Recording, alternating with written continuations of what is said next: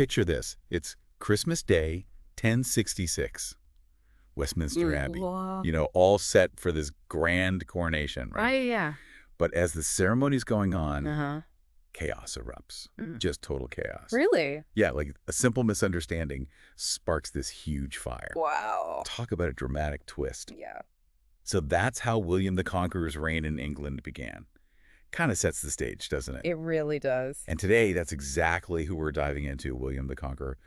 His rise to power, the Battle of Hastings, and really the impact he had on England. All based on this Noble Blood podcast episode. It really captured my imagination.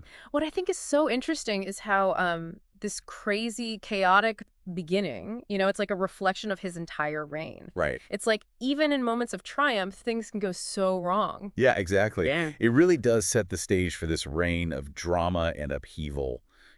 But before we get to all that, the conquest and everything, let's rewind a little. Who exactly were these Normans? The ones who were about to change English history. Well, the Normans, they weren't your typical French folks. They were actually descended from Vikings. Oh, wow. I didn't know that. Yeah. Fierce warriors settled in Normandy about a century before William's time. Really? Yeah, carved out their own territory, embraced French culture, but they held on to that Viking warrior spirit, Oh, I see. known for their military skills. And they had this reputation, too, for being really strategic, cunning, maybe even ruthless. So a real force to be reckoned with. Yeah, they were. But their leader, William the Conqueror, his path to power, that wasn't exactly easy, was it? Not at all. No. William's early life was just full of turmoil. I mean, he was born illegitimate, got the nickname William the Bastard. Oh, wow. And his childhood was just violence, instability. You can't help but think about how these things might have shaped him, It makes you think, well, how would that affect him ruling and... Yeah, like, did he have something to prove, Yeah, like, was it all about just surviving? Exactly. Right. I mean, it's hard to know for sure, but what we do know is that William eventually set his sights on something much bigger. The English throne. Ah, okay. And that's where things get really complicated, right? Oh, absolutely. Because it wasn't like he was the only one with a claim to the throne. Right. So Edward the Confessor, the King of England, he dies childless. Okay. And there are all these contenders vying for the crown. Right.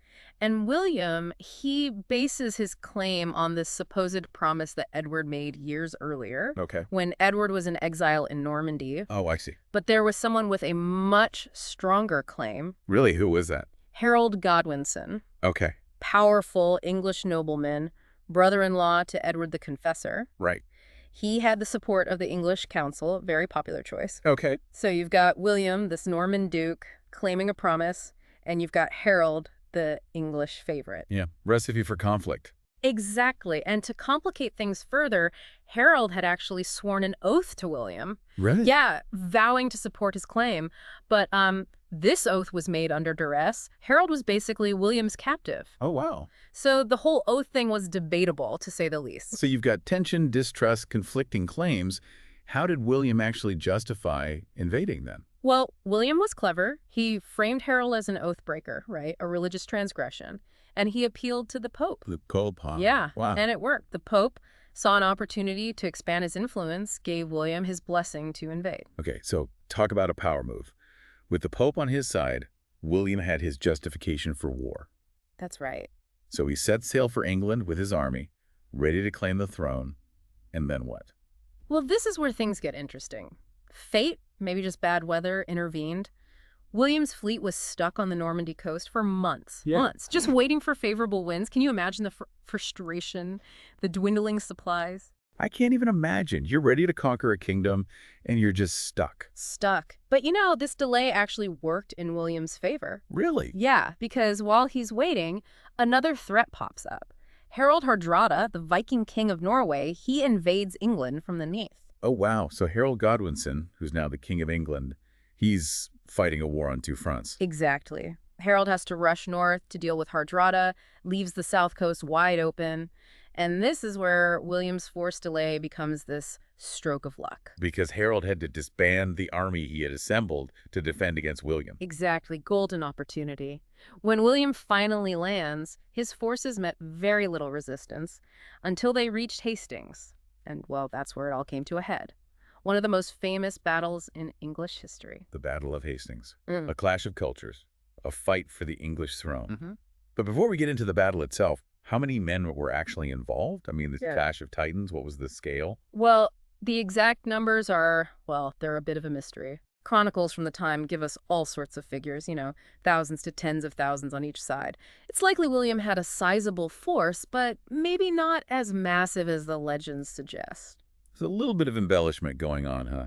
Which, happens a lot with these epic battles. Of course. But even with that, even with maybe some exaggeration, the Battle of Hastings is still considered a major turning point. Oh, absolutely. In English history. It is. And the story of the battle itself is full of twists and turns, really dramatic moments that bring it all to life. That's what I love about history. It's not just names and dates. It's about the human stories, right? The drama, the decisions that shaped everything. So let's talk about the Battle of Hastings. Okay, so picture yourself on that battlefield. October 14th, 1066. You're on that battlefield. October 14th, 1066. The English forces, led by King Harold, they're positioned on this hilltop, their shields locked together, forming this, impenetrable wall. Oh, wow. I bet that was an intimidating sight for William's army. Oh, yeah. Just the clash of metal, the shouts. I can just imagine the tension. Oh, incredible tension.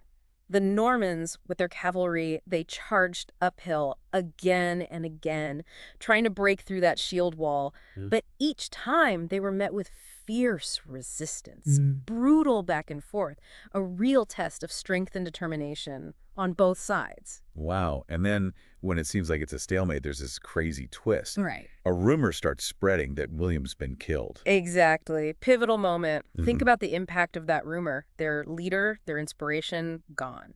Yeah. It must have been demoralizing. Some of the cavalry even started retreating. Wow. I bet that emboldened the English. They're holding their ground. It seems like victory's within reach. And sensing that shift, some of the English soldiers, they break rank, maybe to chase down those retreating Normans. Oh, I see. Tactical error. Huge mistake. William wasn't dead. Oh, okay. Very much alive. And he saw this as his chance. He does something incredibly bold. He takes off his helmet, shows his face. To his troops. To his troops, proving he's alive and ready to lead them to victory. Wow, that's amazing. Brilliant. The retreating Normans, they regroup, inspired. And the English, caught out of formation, they're suddenly vulnerable. To the Norman cavalry. Exactly. The Normans, with their maneuverability, they surround the English. Chaotic, brutal fight. Heavy losses on both sides. And then King Harold falls, struck by an arrow. Oh, no. And with him, the English resistance crumbles. The battle's over. William, Duke of Normandy, is now William the Conqueror. It's incredible how one man's thinking, his courage, can change the course of history. It really is. Yeah. But winning the battle was just the first step. He still had to secure his hold on England. Right, a land of people that just lost their king. Exactly. How did he do it? Just force. Well, it was a mix of military might and politics. He had to project strength. And what better way than a grand coronation? Ah, yes. The Christmas Day coronation, I think I read about this. Wasn't there some kind of mishap? There was. Communication between the Normans and the English, not exactly smooth. During the ceremony, some of the Norman guards outside, they hear all this cheering, commotion, and they think it's an attack. So they panicked. They did. And they set fire to buildings around the abbey. Oh, my goodness. Talk about a coronation gone wrong. I know, right? Imagine William, crowned king in the middle of a fire. Wow. So how did he deal with the threat of rebellion? He didn't hesitate to use force. He built castles, like the Tower of London. Okay. Both a fortress and a symbol of Norman dominance. Projecting power? Exactly. But he also implemented policies to solidify his rule. He replaced the English nobility with his Norman loyalists. Creating a new power structure. Exactly, loyal to him. You can see that Norman influence everywhere, even today. Really? Yeah, for example, the words we use for some animals like swine and sheep, those come from Old English. Interesting. But then we use different words, pork and mutton, when we talk about eating them? Exactly. Those words, pork, mutton, beef, they come from Norman French. Oh, wow. Reflects the class divide. The Anglo-Saxons raised the animals, but the Normans, the ruling class, they were the ones eating the meat. Wow, that's a great example. Language reflecting social change. It is. Language is powerful, reveals a lot about power. And for William, it was one way he solidified his control, shaped the future of England. But even powerful rulers, they meet their end. And William's death, you mentioned it earlier, it wasn't exactly dignified. It wasn't. Tragic and a bit comical in a macabre kind of way. 1087, while on campaign, he's fatally injured.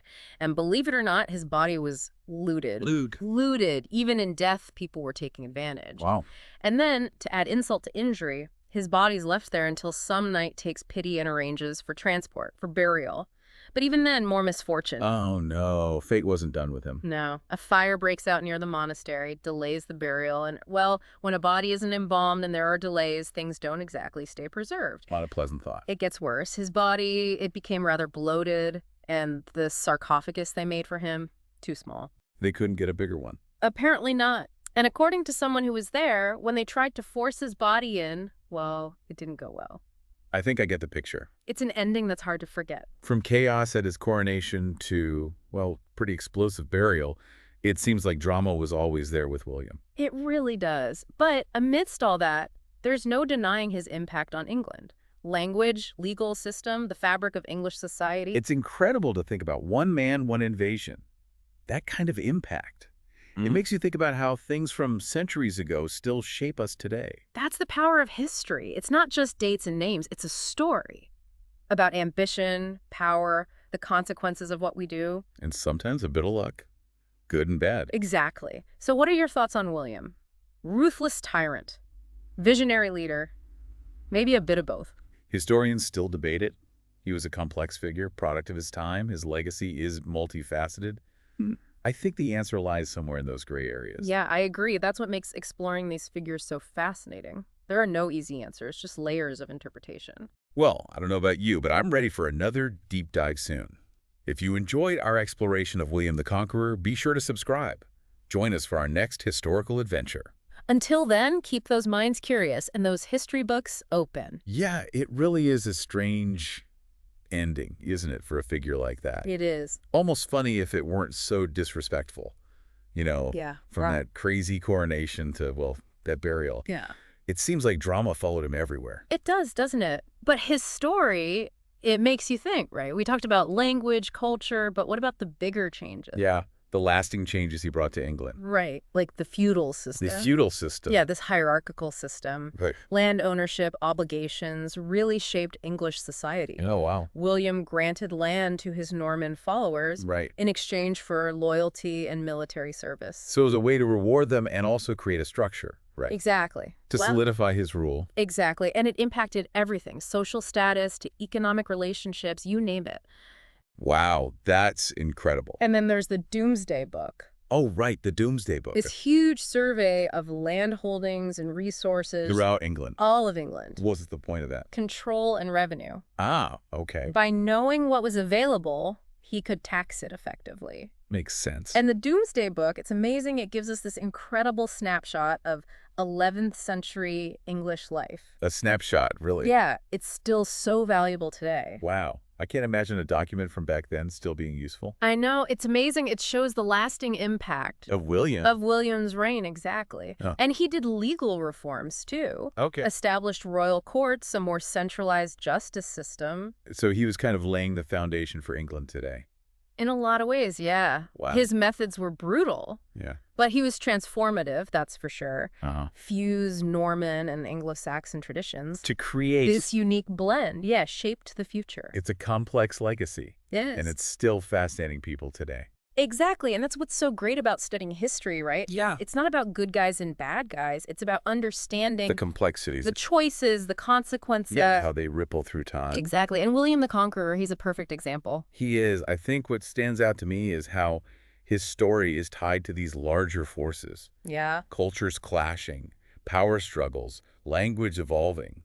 You said it, his life, his reign, it's this tapestry of themes, you know? It really is. Battlefield drama, social change, political intrigue, it's all there. Well, if you found this deep dive as fascinating as we have, yeah. be sure to subscribe and join us for our next historical adventure. Absolutely. We'll be back with more stories, more facts, more discussions. All designed to make you think about the past. And how it shapes our world. Until then, keep those minds curious. Keep them curious. And remember, history, it's not just a textbook, it's a living story. It is waiting to be rediscovered.